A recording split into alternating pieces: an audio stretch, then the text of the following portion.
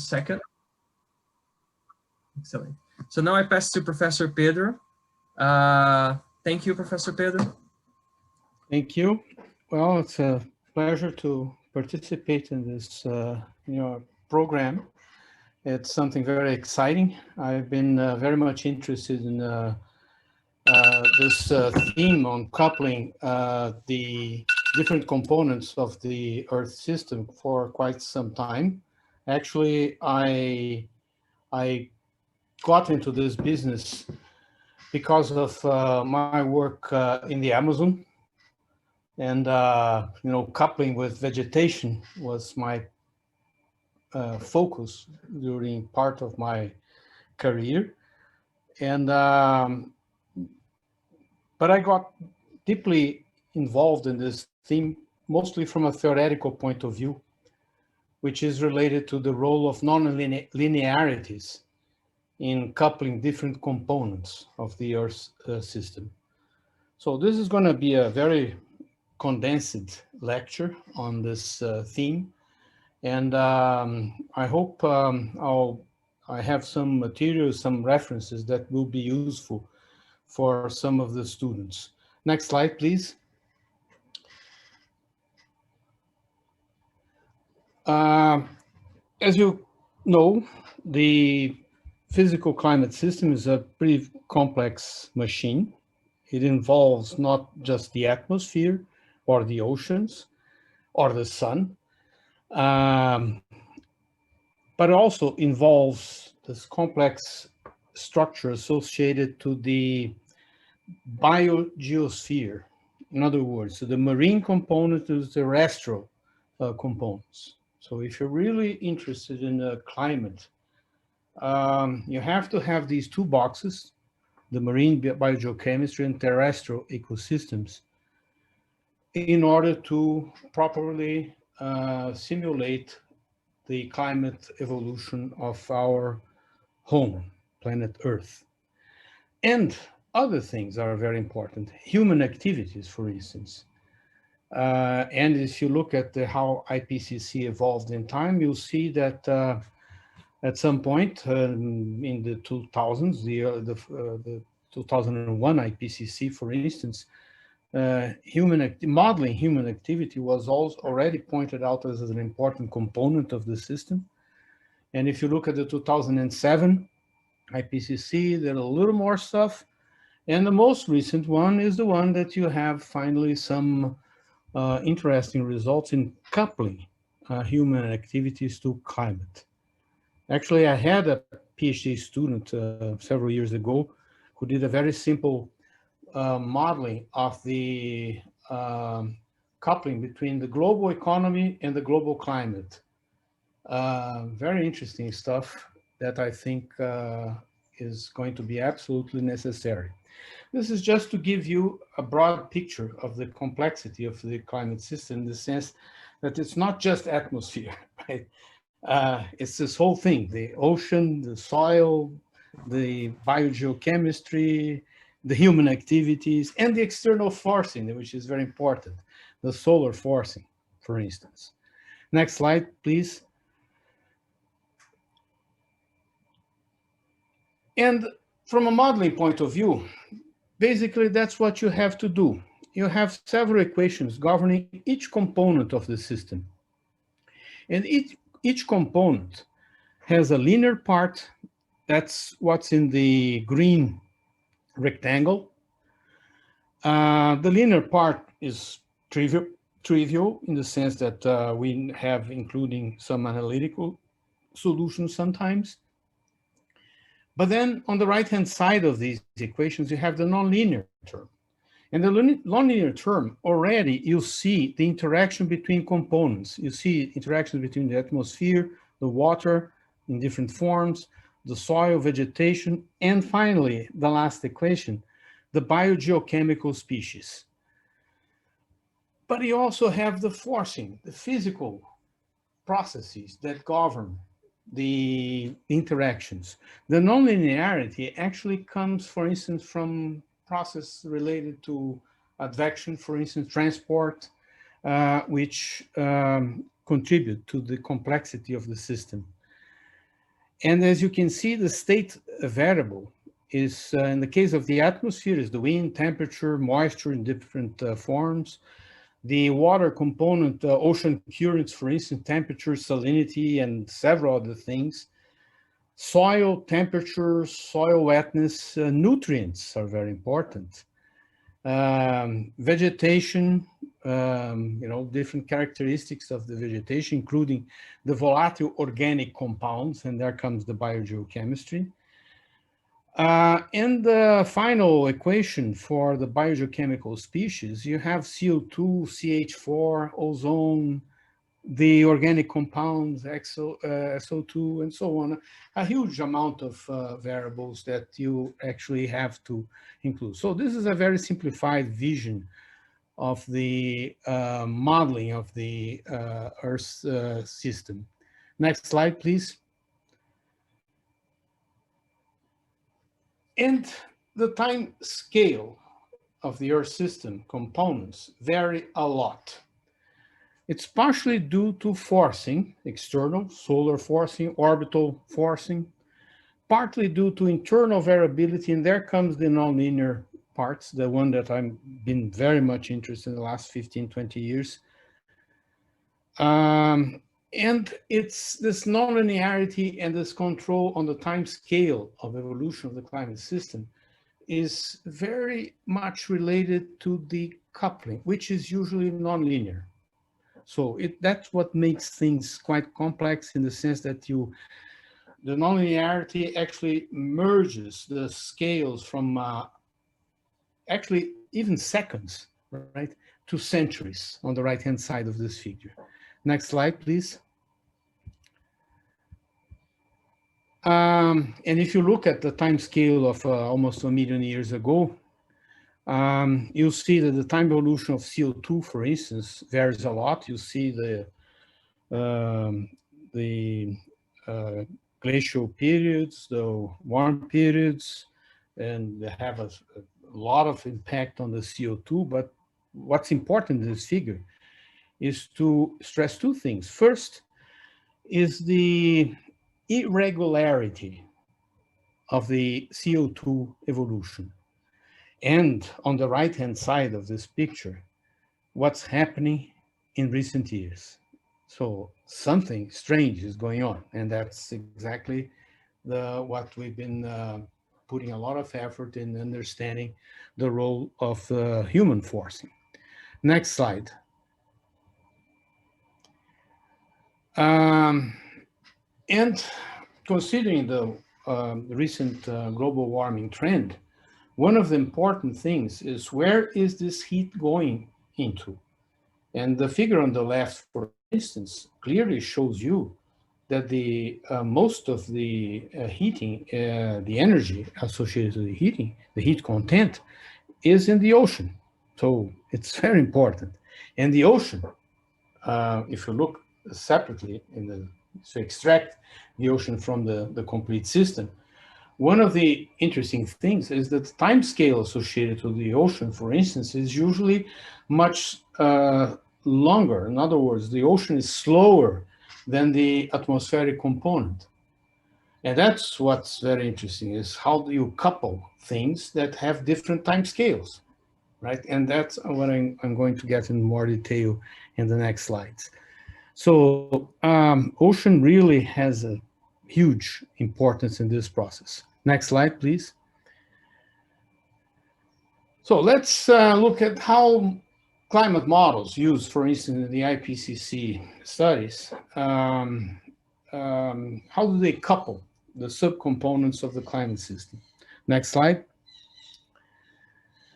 If you start back in the 60s, for instance, climate was basically atmosphere, land surfaces in a very simplified form, and a very simplified ocean.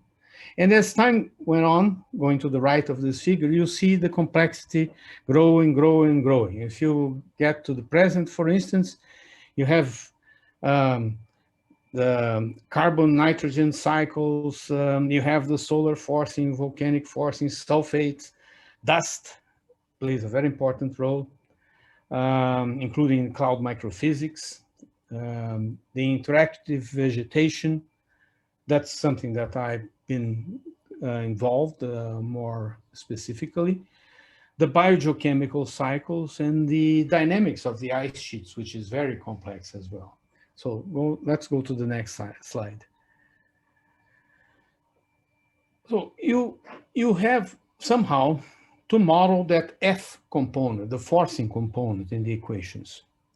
And there's a huge amount of literature on how you do that, and several couplers have been developed to help the scientific community involved in modeling the Earth climate system to help you to put together and how to couple these components. So if you have just two components, like in this slide on the right, on the left, you have model A, model B.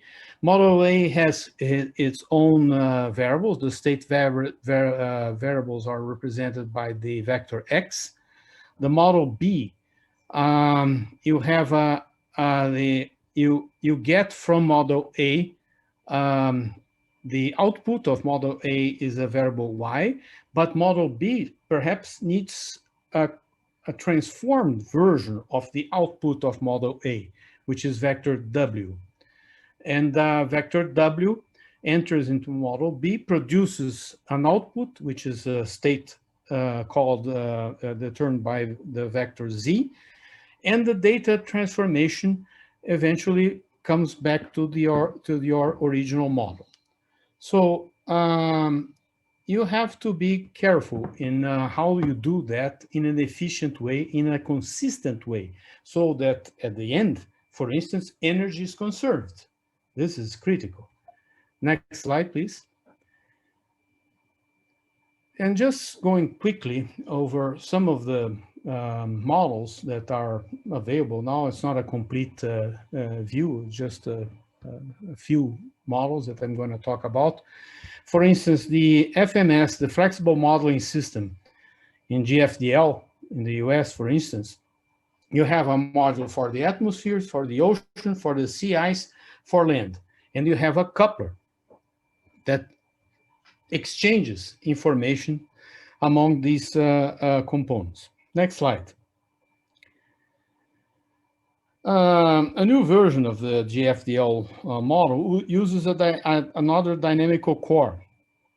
And actually, this dynamical core has an internal coupler, coupling, for instance, the dynamics, the pure dynamics, the Navier-Stokes equations, with the what meteorologists call the physics, like convection, turbulence, radiation.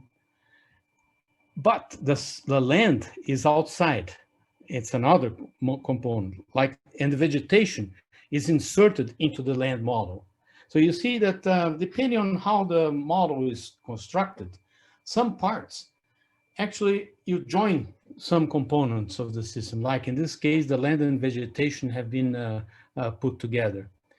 Then you use the HICOM for the, actually you can choose between different ocean models. You have a separate component for lakes, for instance, for sea ice, and then the coupler is the one that does the hard work of getting things together at the right time. Next slide. The NCAR, for instance, very interesting structure as well, in the sense that you have the atmosphere, which is forced by natural emissions, solar radiation, anthropogenic emissions. And then the coupler does the job in joining, in putting together the atmosphere, the sea ice, the land, and the ocean. Next slide. ECAM in Germany. Land, for instance, is part of the atmosphere model. And the coupler, called OASIS, coupled with the ocean and ice. Ocean and ice are together in this case. Like, so you see the philosophy is quite different depending on which center you consider. Next slide. IPSL in France. In some models, for instance, the stratosphere is separate from the atmosphere. At LMD, for instance, it's put together in the same component. And then the land is here. And the coupler just does the job of coupling with the ocean. So the coupler doesn't couple land with the rest of the system. Land is directly coupled with the atmosphere. And the coupler role is just to put together in touch the ocean and the atmosphere. Next slide. And let's take this example of the LMD.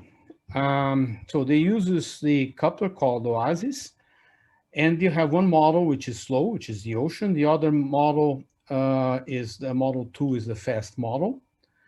So you can have different strategies. You can actually do things simultaneously, or you can do things sequentially. In other words, you run one component, run the other component, then at some point you stop the integration, exchange information between the components, and then you keep on going. In another strategy, which is more efficiently in general, you try to do things simultaneously. So you have part of your processors doing the coupling while other group of processors are running the atmosphere, and the other group is running the ocean. And you have to have a maestro coordinating things so that people don't get out of tune. Next slide.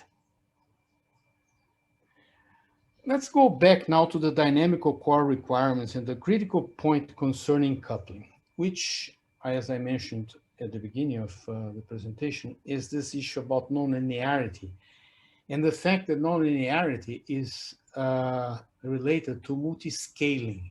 So we have a multi-physics problem when dealing with the Earth climate system, but we also have a multi-scaling, and the multi-scaling is connected to the fact that the governing equations, the governing processes are nonlinear. Next slide. Part of the problem with this, the fact that you have a nonlinear system, is that in order to integrate in time these models, you can use either what's called the explicit time stepping method, so that the future phi at Tn plus 1, the lower part of this figure, at time n plus 1, depends just on the past. The implicit time stepping, the state of the model in the future, depends on functions that are computed in the future time. You would say, okay, but from a mathematical point of view, I'm not going to get into these details here, is the fact that the implicit time stepping allows very long time steps. And the explicit time stepping needs shorter time steps to guarantee numerical stability. And you feel tempted to use implicit time stepping, except for the fact that it requires more computations. It's pretty complex for programming. And the fact that if you use very long time steps, you may have problems with the nonlinearities, in the sense that you don't properly include fast processes that are important for developing the slow variability of the Earth's climate system. Next slide, please. So it's tempting, but problematic from the point of view, from the practical point of view. And there are constraints in the fact that usually you use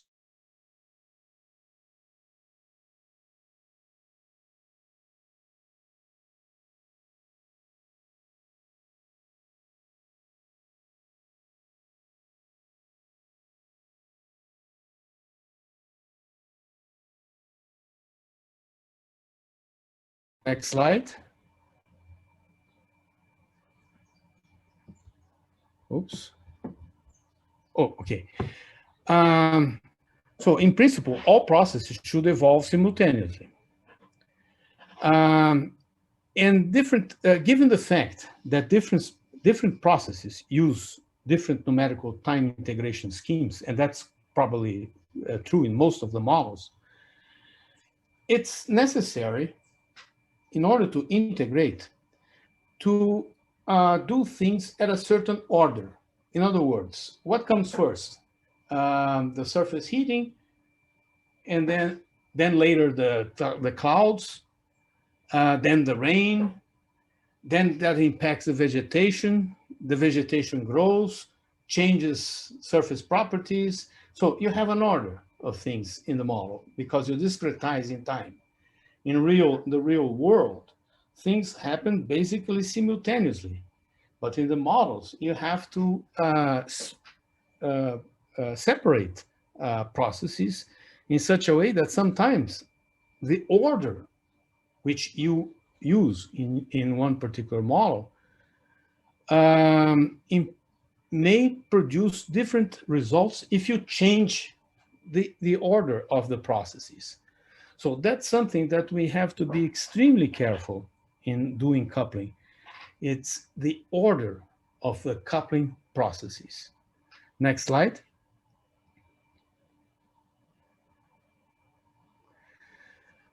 From a mathematical point of view, this is a paper that I use frequently in my modeling course to show some of the small details that have a significant impact in the final results if you don't do it carefully. One method to integrate the dynamics and the physics contributions is what's called splitting. Splitting means that, for instance, part of the system of the Earth system model, you run at a certain time step, and another part you run at, let's say, a much shorter time step because it's faster, like the atmosphere and the ocean. The problem is that splitting methods, as I described, may introduce serious truncation errors when used in conjunction with long time steps that are permitted, for instance, by the use of semi-implicit or semi-Lagrangian marching algorithms. Next slide. So if you have please click a few times just to complete the slide that will make time is short. Okay. Once again, I think. Oh, no, back.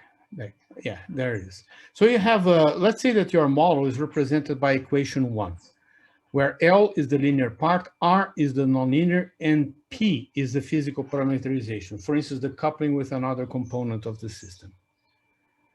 The traditional way to integrate is that, for instance, it's relatively easy to use an implicit scheme for the linear component of the system. So you use the variable psi at time t plus delta t. And you start from t minus delta t. The nonlinear is computed at time t, and the forcing is usually computed at time t minus delta t, at the very beginning of the full time step. The splitting method operates in 2 steps.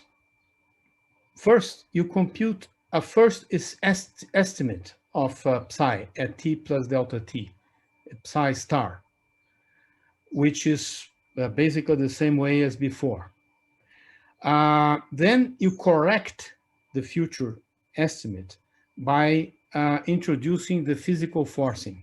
So you first do the linear and the nonlinear part, and then you do the forcing, right? And the forcing uses an estimate of psi at the future. This in equation 4, the last term.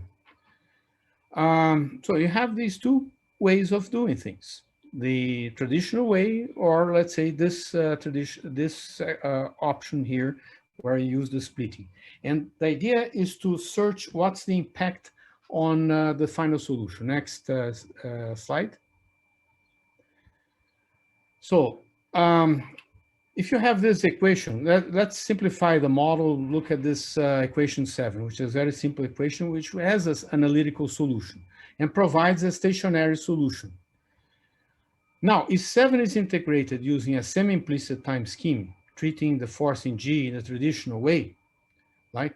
You have the solution at T plus delta T is given by equation 10.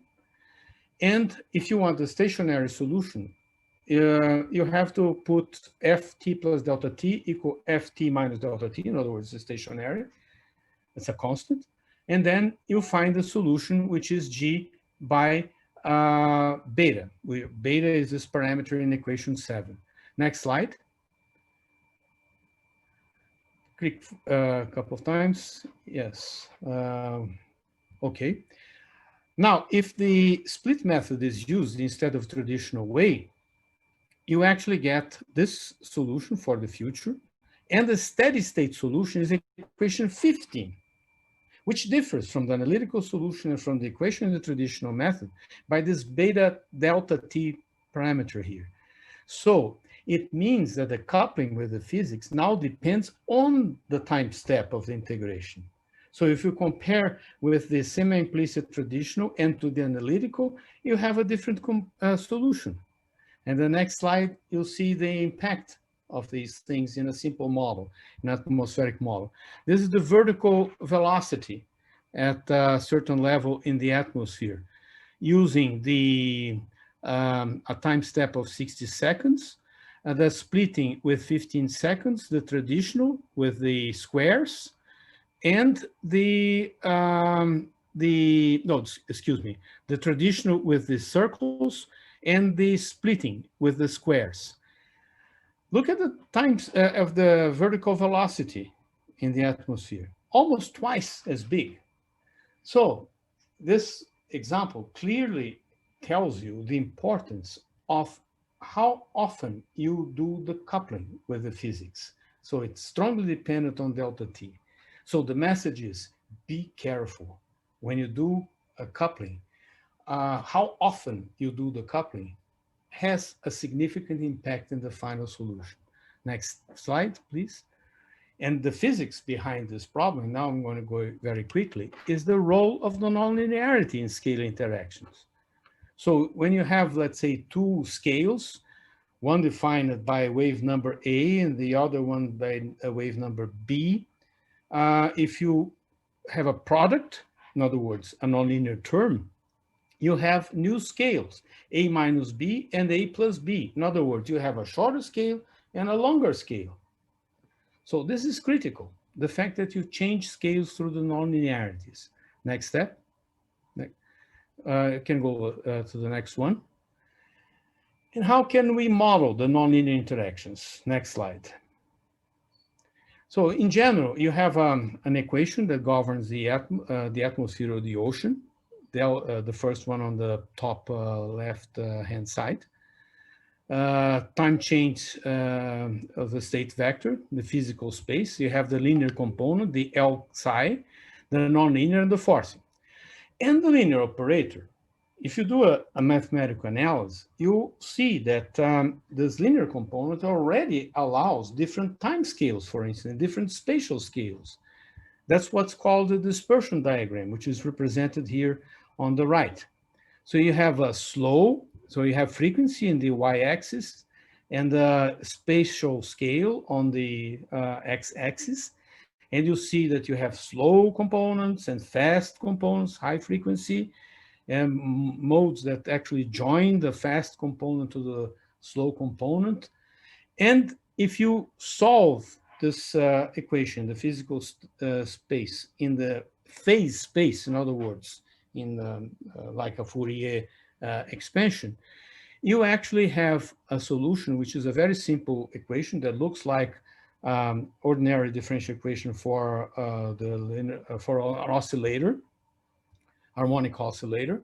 You have the linear component, you have the nonlinear, and you have the exchange coefficient between components of the system. That's the sigma A, B, C. So the sigma is actually how wave, let's say a component B interacts with a component C, throwing energy into component A, right? So, and for relatively simple models, you can actually compute these interaction coefficients analytically, which is very interesting exercise in order to fully understand the nonlinear role in, let's say, in the Navier-Stokes equations, for instance. And that's something that I've been particularly very much interested in the last 20 years. And we published several papers on the applications of this kind of procedure in order to understand what's the role of nonlinearity in the Earth climate system. Next slide. So as I mentioned, you can do theoretical work, and I'm going to go over this very quickly. Then for those that are interested, you can look at this, and then you can get in touch with me for further information on how to do this kind of approach. Next slide. One of the interesting things about nonlinearities is that you can simplify and you find what's called triads, resonating triads, three waves that interact, having energy flowing between these components. Next slide. And one of the things that we've done, for instance, is to show the importance of diurnal variation leading to energy in intraseasonal timescales. This work started in the early 2000s, up to 2010, for instance, 2011. So we showed that the diurnal variability takes energy to the intraseasonal, 15, 45, 60 days. Next slide. The other study was coupling, for instance, the atmosphere and the ocean. And the idea here, next slide, is to separate different time scales, because you have the ocean, you have the synoptic time scale, the intraseasonal, the interannual. You have a model for the atmosphere, a model for the ocean. Next slide. Next slide. Yeah. So you have, if you look at the paper, for instance, you'll see that if you do certain approximations, you can actually have analytical solutions for the variability. But what's important in the context of this lecture is that the interaction between the fast component, the atmosphere, and the slow component, the ocean, connects, for instance, the intraseasonal variability, 20, 60 days, to interannual, decadal, and even longer timescales through the nonlinearities of the interaction between the atmosphere and the ocean. So you can have variability in this simplified Earth climate system of the order of several decades because of the interaction between the intraseasonal, 20, 60 days, and the annual cycle. So the interaction between these two components throw energy in the very slow timescales. Next slide. So conclusion one. I didn't show, but we have papers on this as well. Sound waves play an important role, and sound waves are really fast. They require a very short delta T. They are important to feed, they interact with energy in the diurnal scale, the mesoscale systems in the atmosphere, out of 100 kilometers, hours, to the synoptic waves, days, few hundred kilometers. Then you have the nonlinearity that takes this diurnal cycle to the intraseasonal time scale. The intraseasonal interacting with the annual cycle to Niños, the Pacific Decadal Oscillation, decades, multi-decadals, and so on. So that's the first conclusion. The nonlinearity allows all this complexity. And the conclusion two, to finish, there's no way. I mean, you have to couple different components of the climate system which have different time scales. And they are nonlinear. And the coupling is nonlinear. Each component has its own time and spatial scales. And we have to deal with these nonlinearities. You can't avoid them. And as the previous slide showed, slow climatic variability may depend on very short timescales. So when we do the splitting, the coupling, for instance, you have to be careful with the delta T that you use. I think it's very useful to use conceptual models to understand the coupling. If you don't have simple models that you control, you have analytical solutions, it's hard. It's really hard. You have lots of numbers and it's hard to make sense of the integrations. So always try to have a simple toy model to understand the coupling between components to start with. Now, if you go to the real world, you're going to have to couple. You're going to have to use the oases and other couplers that you have available in different models. Something that I frequently miss, and I've been reviewing papers frequently, and quite often I find out after reading the paper that has been submitted for publication that they did not test enough the impact of different time steps for coupling things. So please remember this. Testing, when you're going to, if you have to do that at some point in your life, testing different time steps is absolutely necessary. Testing, testing, and testing.